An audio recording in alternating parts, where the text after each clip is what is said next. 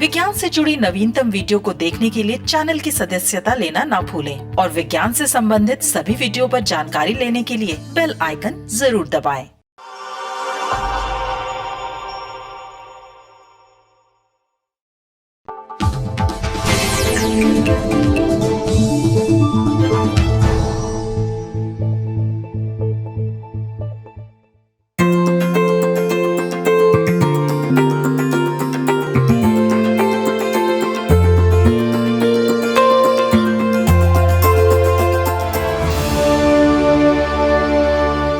नमस्कार, स्वागत है आपका इंडिया साइंस चैनल के खास कार्यक्रम में जिसका कि नाम है कोरोना को हराना है।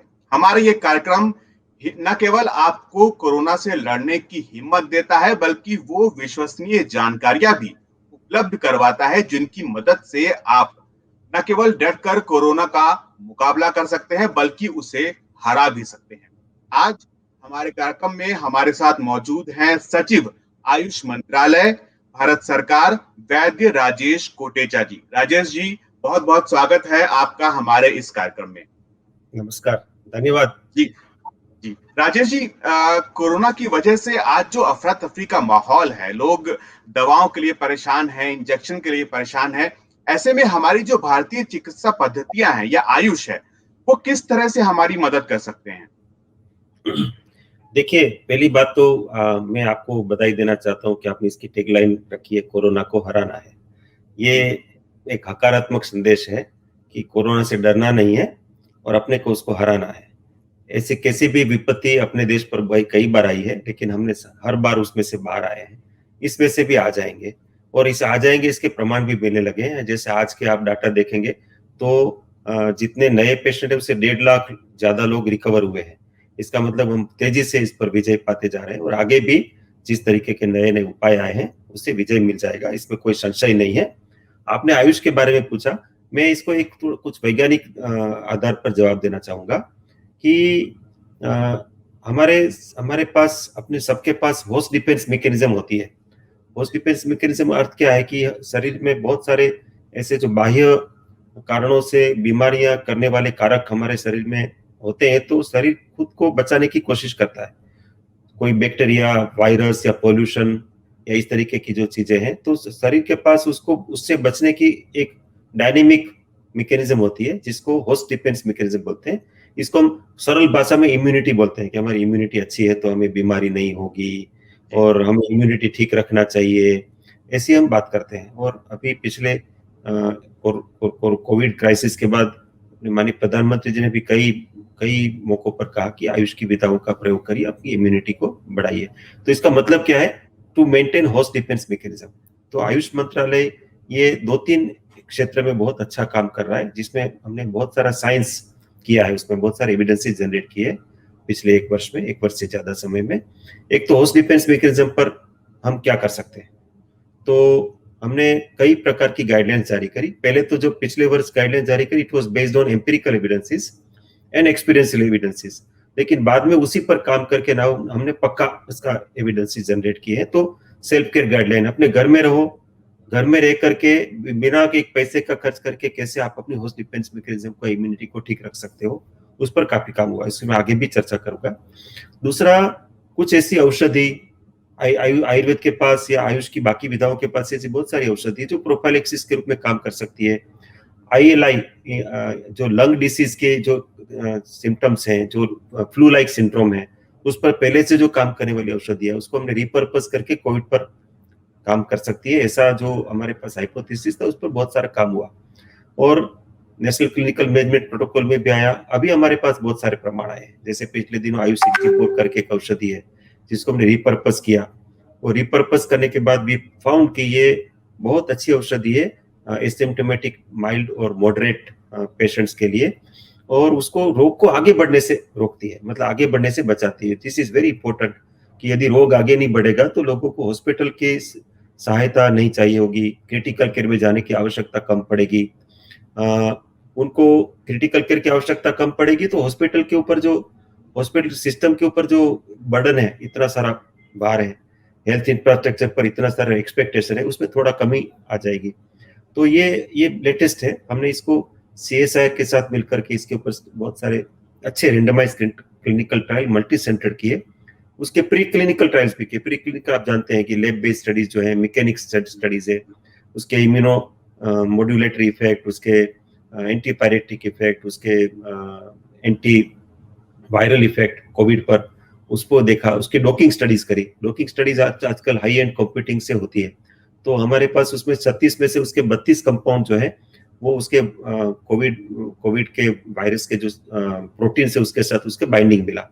मतलब वी हैव पक्का एविडेंस। तो उसके आधार पर हमने अभी रिकमेंड किया है, और वो अभी मेन स्ट्रीम में भी है, नेशनल क्लिनिकल प्रोटोकॉल में पहले से भी था।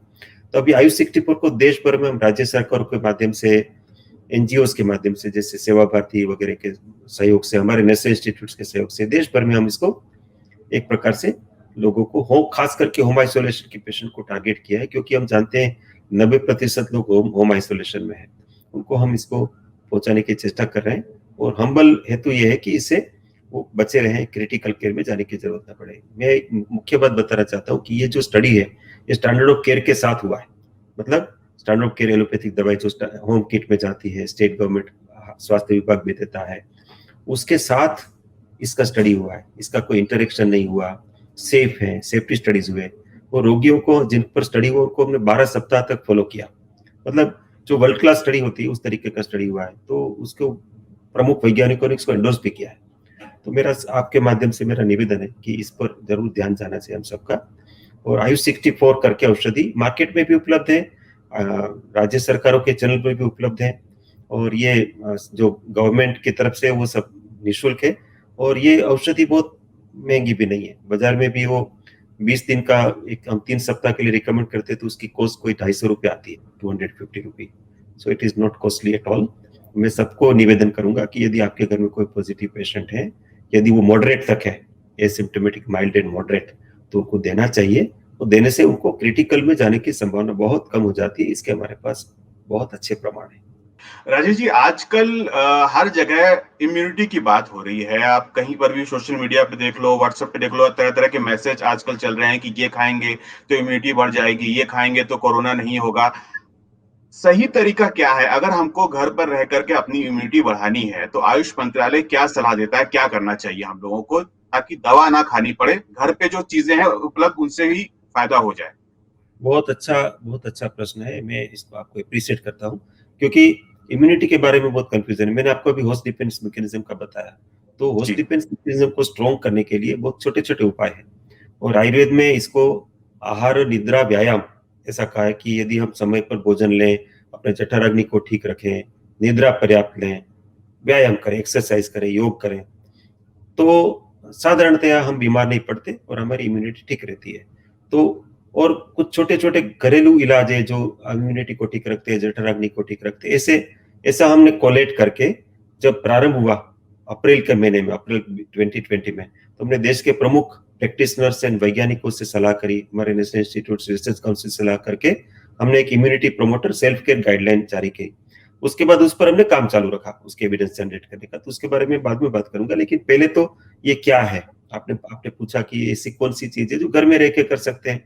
तो सिंपल सी चीज है, जैसे आयुष मंत्रालय ने कहा कि आप पर्याप्त निद्रा लीजिए, आप योग प्राणायाम करिए, आप स्टीम लीजिए रोज, इससे प्रिवेंशन के लिए। नाक में घी या अणु तेल, एक औषधि आती है, या तो फिर तिल का तेल लगाइए, हल्दी वाला दूध लीजिए, च्यवनप्राश लीजिए, और छोटे छोटे प्रमाण के, जैसे हल्का सा खांसी है तो लौंग का पाउडर में उतनी मिश्री मिला के मुंह में रखिए, या जैसे एक आयुष काढ़ा हमने सजेस्ट किया जो घर में बना सकते हैं, कि तुलसी का पत्ता है, दालचीनी है, सौंठ है, वो काली मिर्च है। तो हमने उसके बारे में, उसको कैसे बनाना उसके बारे में भी हमने बहुत सारे गाइडलाइंस, छोटे छोटे वीडियो, सोशल मीडिया के अंदर मैसेजिंग वगैरह कहा है। मैं उसको एक बार फिर से बताना चाहूंगा कि हम जानते हैं कि ये सब गर्म तासीर की चीजें हैं, तो लोग कई बार गड़बड़ करते हैं कि इतना सारा काली मिर्च, इतना सारा सौंठ डाल करके काढ़ा बनाएंगे, फिर कहेंगे गर्म पड़ गया। तो हमने इसको स्पेसिफिकली वार्न किया है कि आपको काढ़ा लेना है तो उसकी मात्रा क्या रहनी चाहिए। जैसे तुलसी का पत्ता है तो तुलसी का पत्ता 1 भाग, अपना दालचीनी 1 भाग, सौंठ आधा भाग, और काली मिर्च है वो 1/4, मतलब इसको इस प्रोपोर्शन में बना करके दरदरा पाउडर बना के रख लिया। तो 1 कप के लिए 1/4 टीस्पून, 1/4 टीस्पून ऑफ दिस दरदरा पाउडर, ये जो हमने बताया उसको पानी में डाल करके उबालना चाहिए। और कुछ लोगों को फ्लेवर अच्छी लगती है तो गर्म पानी में डाल करके ढक देना चाहिए 5 मिनट के लिए, और ढक करके इसको लेना चाहिए। और उसके अंदर जब लेवे तो कुछ मीठा डाल दे, खास करके गुड़ डाल दे, या पहले से उबालते समय मुनक्का डाल दें। तो ये इतना सिंपल है, ये सब चीजें हमारे घर में उपलब्ध होती है, इसमें कुछ भी कॉम्प्लिकेटेड नहीं है। बाद में हमने इसके ऊपर स्टडी किया तो पता चला कि ये तो जबरदस्त औषधि है। हमने इसको फिर एक हमारे फार्माकोपियल स्टैंडर्ड भी बनाया। नेशनल इंस्टीट्यूट ऑफ न्यूट्रिशन, इस पर हमें ICMR का इंस्टीट्यूट है, उसने हमें इस पर डॉकिंग स्टडी भी करके दिया। तो पता चला कि वास्तव में ये कोविड के ऊपर भी एंटीवायरल करके काम करता है। तो कुल मिलाकर के आयुष काढ़ा, हल्दी वाला दूध, प्राणायाम, स्टीम लेना, गरारे करना, निद्रा पर्याप्त करना, व्यायाम करना, ऐसी छोटी छोटी चीजें हमने लोगों को सजेस्ट करी है जो घर में रह करके बिना एक पैसे का खर्चा किए कर सकते हैं। और इन सब चीजों के ऊपर प्रमाण है कि अपनी इम्यूनिटी को ठीक रखती है, होस्ट डिफेंस मैकेनिज्म को। और ऐसे बहुत सारे प्रमाण आए हैं कि ऐसी छोटी छोटी चीजें हैं वो आपके जो खुद का जो शरीर का प्रतिरोधक शक्ति है उसको बढ़ाती है, जिससे कई प्रकार के रोगों से बचा जा सकता है और क्वालिटी ऑफ लाइफ इंप्रूवमेंट होता है। ये सब हमने पाया है। मैं एक उदाहरण देना चाहूंगा before I finish this question, कि हमने इसके सेल्फ केयर गाइडलाइन का इम्पैक्ट कैसा है इसके लिए हमने, और आयुष मंत्रालय की गाइडलाइंस हमने जो जारी करी समय समय पर, उसके लिए एक इम्पैक्ट असेसमेंट स्टडी किया एक ऐप के माध्यम से। It is a social study, impact assessment study based on application, iOS और गूगल प्लेटफॉर्म पर हमने लॉन्च करी। 1 मिलियन से ज्यादा लोगों ने उसको डाउनलोड किया और 1,47,00,000 लोगों का हमें फीडबैक मिला, आइदर डायरेक्ट और थ्रू फिजिशियंस। तो हमने फिजिशियंस वाला डाटा है उसको हमने अलग अलग रखा, because we thought that it may be biased, तो उसके वैल्यू कम है, साइंटिफिक वैल्यू कम है, लेकिन उसको भी हमने यूज किया। लेकिन पब्लिकेशन के लिए हमने सिर्फ फर्स्ट हैंड इंफॉर्मेशन में थी, इससे 7.5 लाख लोगों का डाटा यूज किया। And we found that whoever have responded, उसमें से 86% लोगों ने एंडोर्स किया कि उन्होंने कुछ ना कुछ आयुष काढ़ा या गाइडलाइन, आयुष की कोई ना कोई चीज या होम्योपैथी की कोई चीज, आर्सेनिक अमाल्गम या कुछ भी उन्होंने यूज किया। और उस 86% जिन्होंने इसको रिस्पॉन्ड किया उसमें से 89% लोगों ने रिपोर्ट किया कि they got benefited in the form of पेट ठीक रहा, निद्रा अच्छी हो गई, क्वालिटी ऑफ लाइफ इंप्रूवमेंट हो गया, ब्लड प्रेशर ठीक रहने लगा, डायबिटीज है तो उनका शुगर कम हो गया, मतलब नॉर्मल हो गया।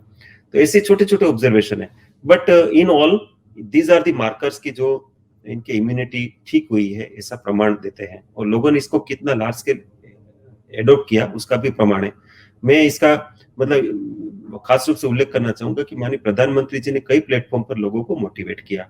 हमारे मंत्री जी, देन मिनिस्टर हमारे श्री श्रीपाद नायक जी ने भी बहुत जगह पर, डॉक्टर हर्षवर्धन जी ने भी इसको बहुत, अपने माननीय स्वास्थ्य मंत्री उन्होंने भी बहुत इसको मोटिवेट प्रमोट किया, लोगों ने इसको हाथ लिया।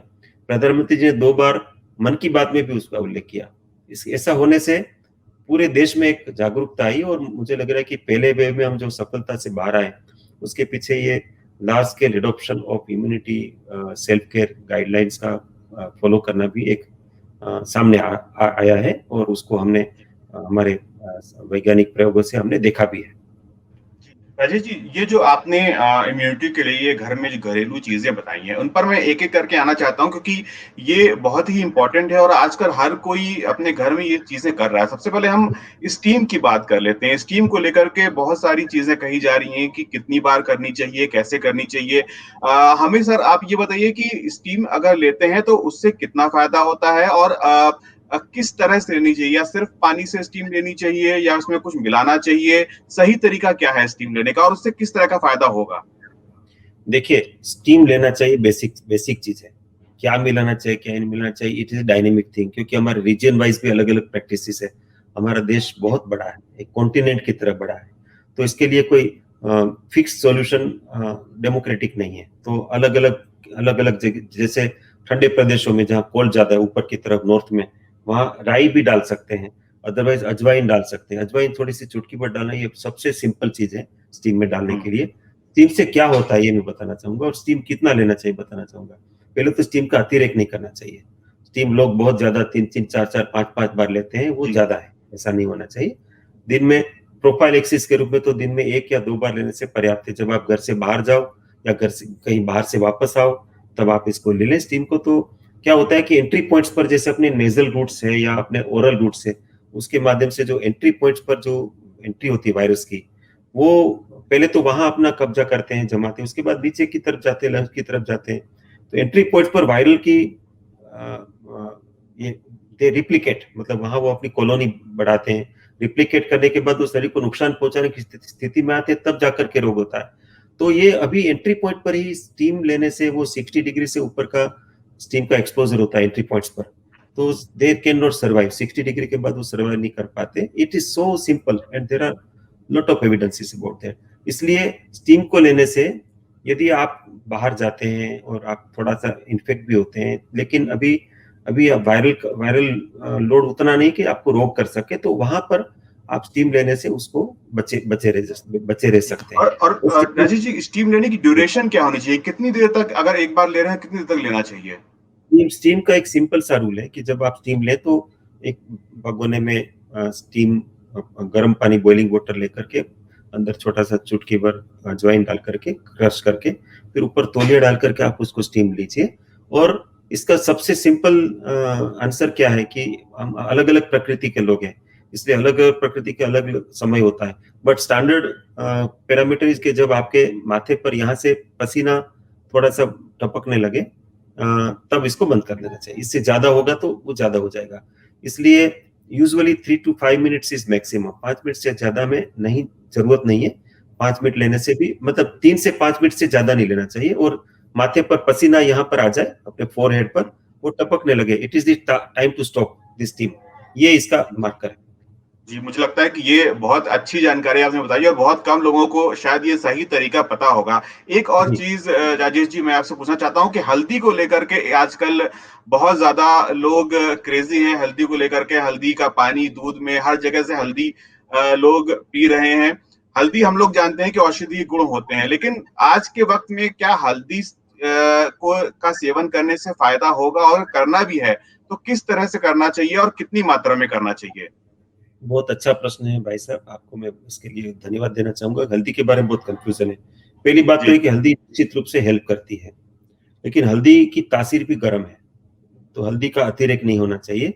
और हल्दी का एक स्वभाव है, उसके अंदर जो कुरकुमिन है वो ऑयल मीडिया के माध्यम से ही अपने शरीर के अंदर एब्जॉर्ब होता है।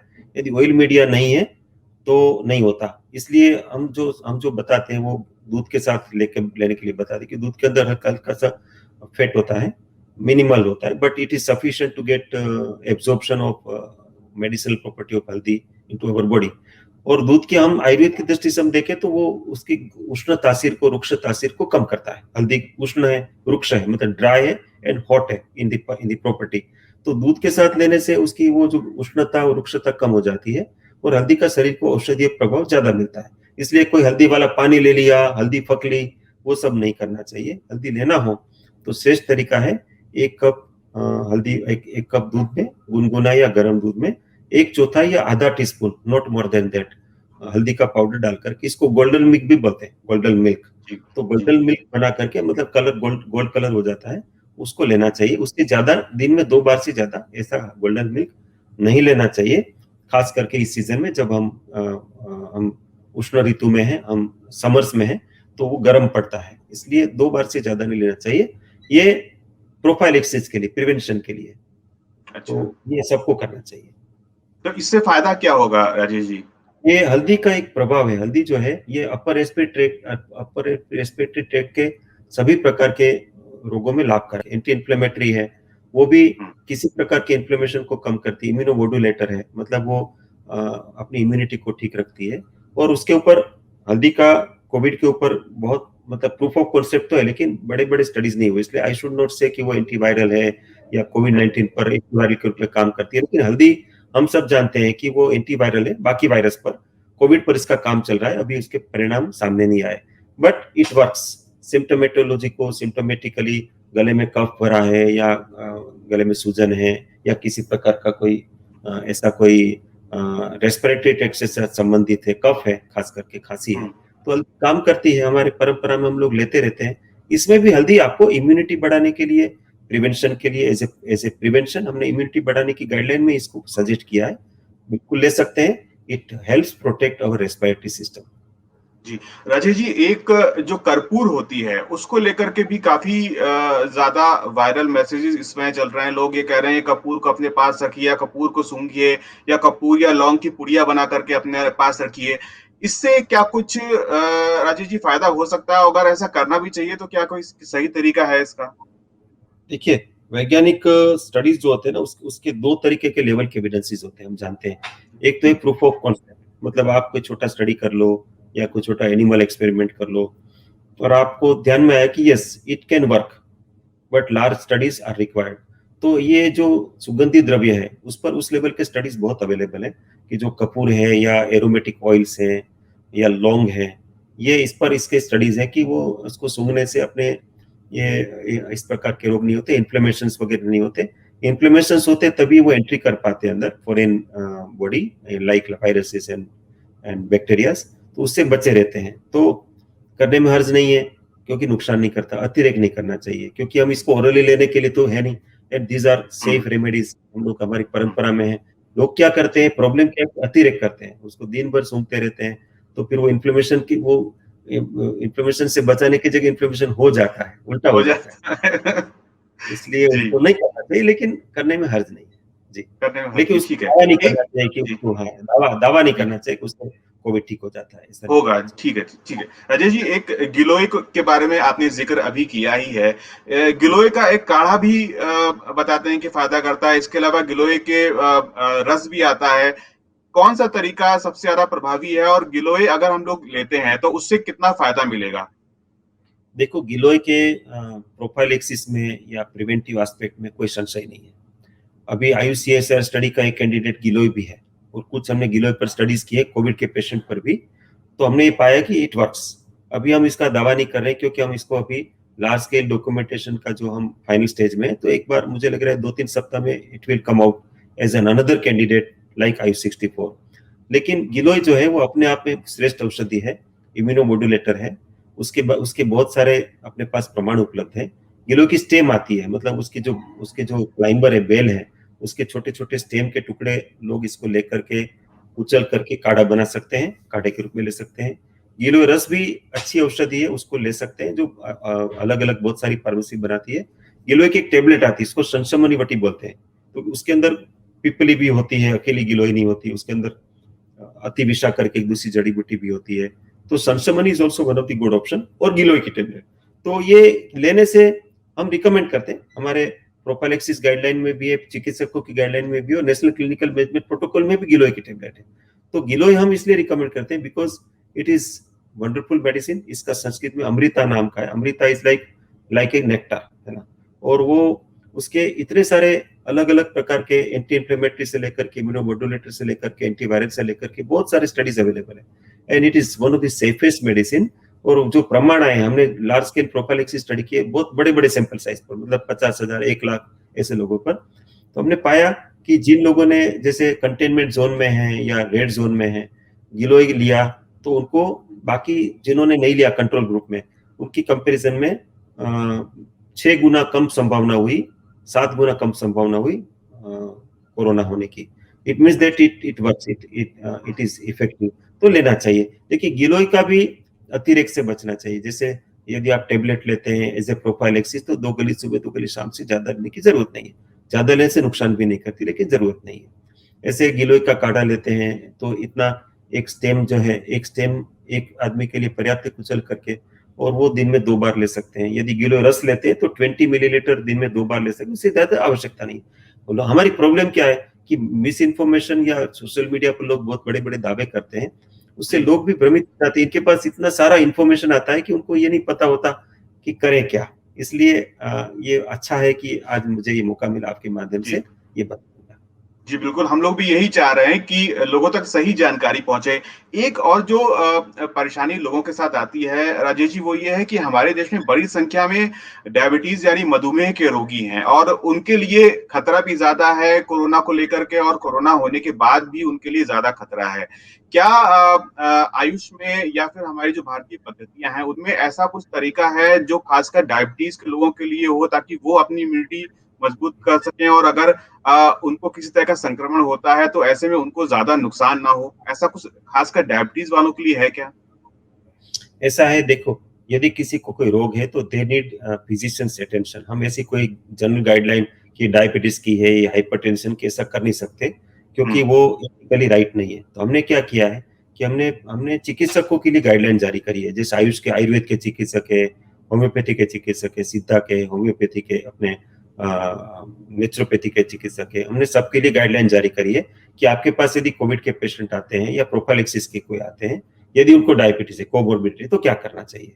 तो आप यदि कोई किसी को कोमोर्बिड कंडीशन है, डायबिटीज है या ब्लड प्रेशर या और कुछ भी है, तो विदाउट कंसल्टिंग ए डॉक्टर उनको कोई औषधि लेनी नहीं चाहिए, because they need some extra attention. वो ऑलरेडी पहले से कुछ औषधि ले रहे हैं, उनकी इंडिविजुअल रिक्वायरमेंट होती है। किसी का शुगर कंट्रोल में, किसी का नहीं है, किसी का ब्लड प्रेशर बराबर कंट्रोल में, लाइफस्टाइल अच्छी है। और कुछ लोगों के साथ में ओबेसिटी जैसी दूसरी कंडीशन भी होती है कि मोटापा भी है, ब्लड बीपी भी है, डायबिटीज भी है, सब कुछ है।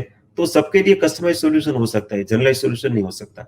इसलिए हमने ये सलाह दी है, मैं रिट्रेट कर रहा हूँ कि ऐसी कंडीशन में आपको अपने आप कुछ नहीं करना चाहिए। यदि आपको आयुर्वेद की सहायता चाहिए, अपने आसपास के आयुर्वेद चिकित्सक से बात करिए।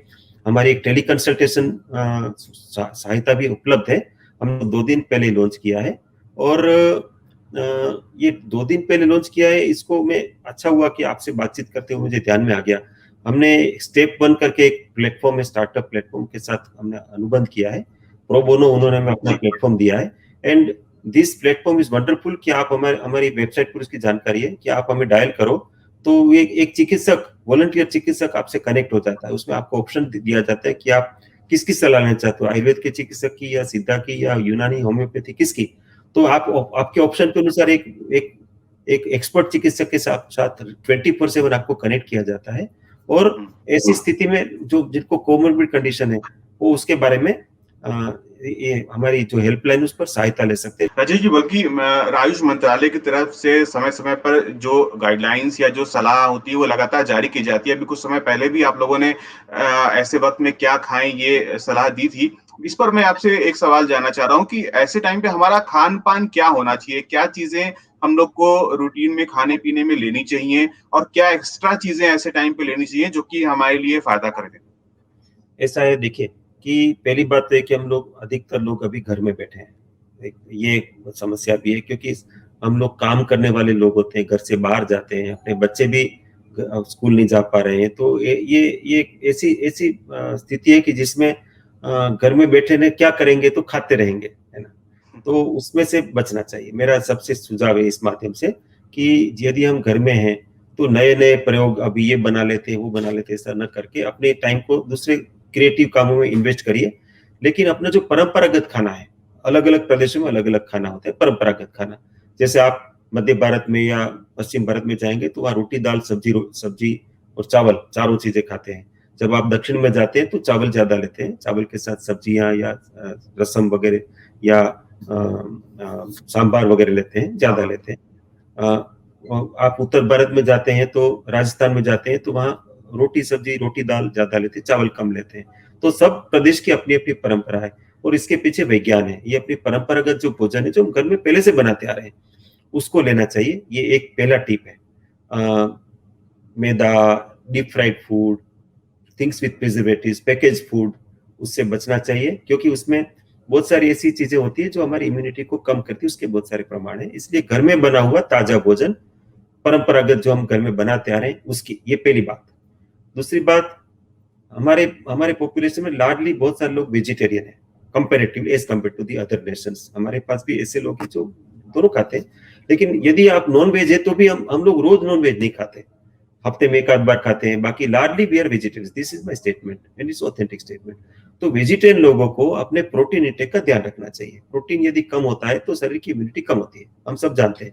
हमारी परंपरा में भी कहते हैं दाल रोटी गाओ खाओ प्रभु के गुण गाओ, ऐसा बताते हैं। तो आयुर्वेद में भी और बाकी भारतीय शास्त्रों में भी दालों को गुणगान गाया है कि दालों को खूब लेना चाहिए। तो हम अभी धीरे धीरे ये by the influence of the western nutrition concept, जिसमें एनिमल प्रोटीन ज्यादा लेते हैं, वो हम बाय डिफॉल्ट ले नहीं पाते, लेकिन वो बाकी चीजें हम लेते हैं। रफेज के नाम पर बहुत सारा फल लेते हैं, सलाद लेते हैं, लेकिन उसको कंपेंसेट करने का विधा हमने देखा नहीं। इसलिए दालें खूब लेना चाहिए। दालों की एक प्रॉब्लम है कि दालें बारी बारी गर्म करके लेने से उसकी न्यूट्रिशन प्रॉपर्टी कम हो जाती है, वो डाइजेशन के लिए कॉम्प्लेक्स हो जाता है। तो ताजी बनी हुई दालें जो हमारे भोजन का एक पार्ट है वो लेना चाहिए, और वेराइटीज ऑफ फूड लेना चाहिए। एक ही एक चीज नहीं लेनी चाहिए, दालें भी अलग अलग प्रकार की लेनी चाहिए। These are the very simple advice जो हम जानते भी हैं, मतलब मैंने नई बात कुछ नहीं करी, मैंने सिर्फ रीट्रेट किया कि हमारी परंपरागत जो हमारा जो अलग अलग प्रदेशों का जो फूड है उसको फॉलो करना, ताजा बना हुआ होना चाहिए, बदल बदल करके लेना चाहिए, रोज एक ही एक चीज नहीं लेनी चाहिए, समय पर भोजन करना चाहिए, दिन में 3 बार भोजन करना चाहिए। कुछ लोग 2 बार करते हैं, दैट इज आल्सो एक्सेप्टेबल, लेकिन क्योंकि ऐसे भी प्रमाण है कि जो ऑल्टरनेट फास्टिंग है वो भी इम्यूनिटी को ठीक रखता है। ऑल्टरनेट फास्टिंग का मतलब कि आपने एक बार खाना किया तो फिर आपने 9-10 घंटे के बाद दूसरी बार खाना किया, बीच में कुछ नहीं खाया, तो भी वो लाभ करता है। So there are different evidences and these are dynamic kind of things. तो हमें व्यक्तिशः अपने परिवार में क्या परंपरा है, परिवार में छोटे बच्चे हैं तो ये नहीं करना चाहिए, बड़े हो तो ऑल्टरनेट फास्टिंग कर सकते हैं, छोटे बच्चों को दिन में कम से कम 3 बार 4 बार खाना देना चाहिए। ये सब चीजें छोटी छोटी है, but if we have attention तो हम स्वस्थ रहते हैं। साथ साथ में फिजिकल एक्टिविटी जरूरी है, वो मैं हर बार रिट्रेट करूंगा, क्योंकि बैठे बैठे खाना खाएंगे, ताजा भोजन भी करेंगे तो भी वजन बढ़ा लेंगे, क्योंकि हम ज्यादा ही खा लेते हैं जब हमारे पास करने को कुछ नहीं होता। तो इट इज ह्यूमन नेचर। एक चीज में मैं सबको आपके माध्यम से वार्न करना चाहूंगा, जब भोजन की बात चल रही है, कि हमारे मैं बहुत तथ्य के साथ बात करना चाहता हूं कि हमारे देश में पिछले 50 वर्ष में चीनी का कंजम्पशन 5 गुना हुआ। तो बहुत ज्यादा हुआ, मतलब इसका मतलब कि हम पहले बहुत कम चीनी खाते थे, अब चीनी बहुत ज्यादा ले रहे हैं। It is also one of the marker of prosperity कि हमारे पास अभी हम भूखे नहीं मर रहे हैं, गरीबी की रेखा से ऊपर आए तो वी कैन अफोर्ड मिठाई, स्वीट्स एटसेट्रा। लेकिन उसका एक भयस्थान भी है कि चीनी एज सच वो ज्यादा, एक तो एडिक्टिव होती है, बारी बारी खाने का मन करता है। तो हम लोग ऐसे परंपरा में भी, मतलब अभी ये पिछले दिनों में आया है कि खाना खाने के बाद एक कुछ स्वीट लेना चाहिए, मतलब डेजर्ट लेना चाहिए। मेरा सलाह है कि आप यदि उसको लेते हैं तो नेचुरल सोर्सेज का उपयोग करिए, गुड़ लीजिए, मीठे फल लीजिए, लेकिन चीनी से बनी हुई चीजें कम लेना चाहिए। आई शुड नॉट से नो, लेकिन चीनी जो है वो काउंटर प्रोडक्टिव है।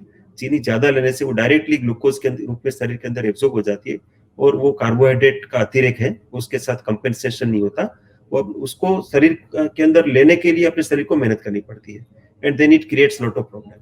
इसलिए चीनी वाली चीजें, चीनी से बनी मिठाइयाँ उसको कम लेना। मीठा खाने का मन तो नेचुरल मीठा, गुड़ है, शहद है, या मीठे फल है, खजूर है, अंजीर है, ऐसी चीजें लेनी चाहिए।